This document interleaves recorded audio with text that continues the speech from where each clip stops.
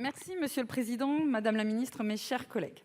La reprise ou la création de nouveaux carrelets dans le cadre de la délivrance d'autorisations d'occupation temporaire sont examinées par les autorités compétentes sur leur domaine public respectif. En Gironde, cela concerne l'établissement public territorial de bassin de la Dordogne, Épidor, le Grand Port maritime de Bordeaux ou encore l'établissement public des voies navigables de France, VNF.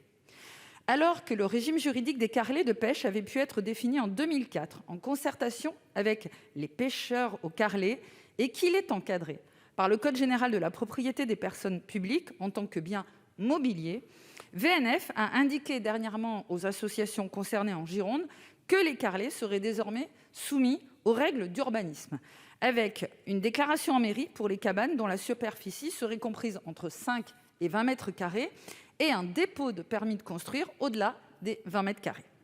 Si cela paraît raisonnable de limiter la surface de ces carrelets à 20 mètres carrés, les soumettre à des règles d'urbanisme qui ont été faites pour des ouvrages par nature et par destination différents est en revanche problématique. Cela constitue, à mon sens, une surinterprétation juridique en ce qu'elle conduit à modifier la nature juridique de ces biens, les transformant en biens immobiliers, alors que ces biens sont mobiliers. Ces cabanes n'ont pas d'usage d'habitation et ne sauraient en avoir. Elles sont entièrement démontables, précaires et sans réelle emprise. De plus, cette décision unilatérale est source de confusion en ce qu'elle tente de faire porter sur les municipalités une responsabilité nouvelle sans autre forme d'explication. Les communes se retrouvent démunies face à une compétence d'intervention sur le domaine public fluvial qui n'est pas la leur. Aucune disposition spécifique ne figure d'ailleurs au sein des plans locaux d'urbanisme et n'a prévu ce cas de figure. À ce jour, nombre de communes refusent d'exercer cette compétence qui ne leur est pas dévolue officiellement. Enfin, il me semble éminemment paradoxal d'introduire de telles dispositions à l'heure où, grâce à la mobilisation collective que j'ai eu l'honneur d'accompagner depuis plusieurs années, les carrelets viennent d'être reconnus il y a quelques semaines par le ministère de la Culture comme patrimoine culturel immatériel de la France. J'aimerais donc que vous puissiez nous apporter votre éclairage, Madame la Ministre, pour préciser l'environnement juridique applicable aux carrelets. Je vous remercie. La parole est à Madame Emmanuelle Wargon, ministre déléguée chargée du logement pour 2 minutes 30. Merci, Monsieur le Président, Mesdames et Messieurs les sénateurs, Madame la Présidente Nathalie Delattre. Vous avez souhaité interroger Madame Barbara Pompili sur la nature de l'activité de pêche au carrelet. Nous pouvons être présentes. Elle m'a chargée de vous répondre. Le régime juridique des carrelets de pêche, tel qu'il a pu être défini en 2004, en concertation avec les associations de pêcheurs au carrelet, est effectivement encadré par le Code général de la propriété des personnes publiques en tant que bien mobilier.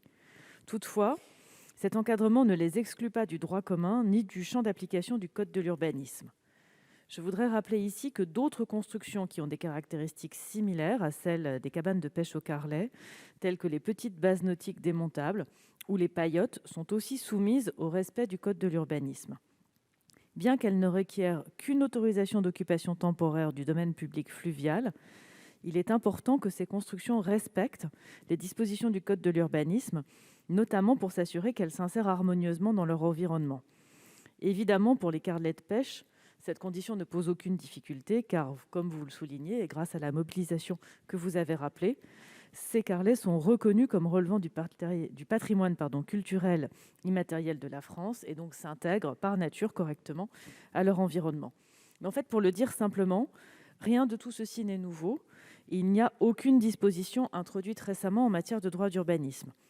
Concernant les indications données par VNF aux associations des pêcheurs de Gironde, il s'agit uniquement d'un rappel du droit commun, auquel jusqu'à présent les carrelets de pêche ne font pas exception.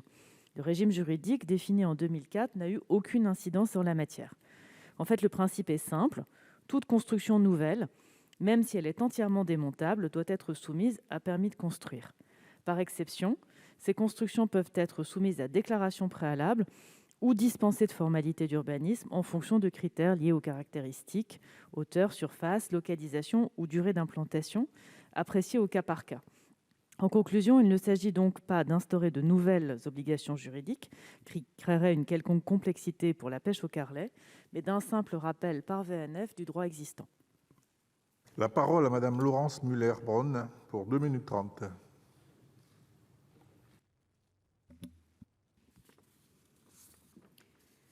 Merci, monsieur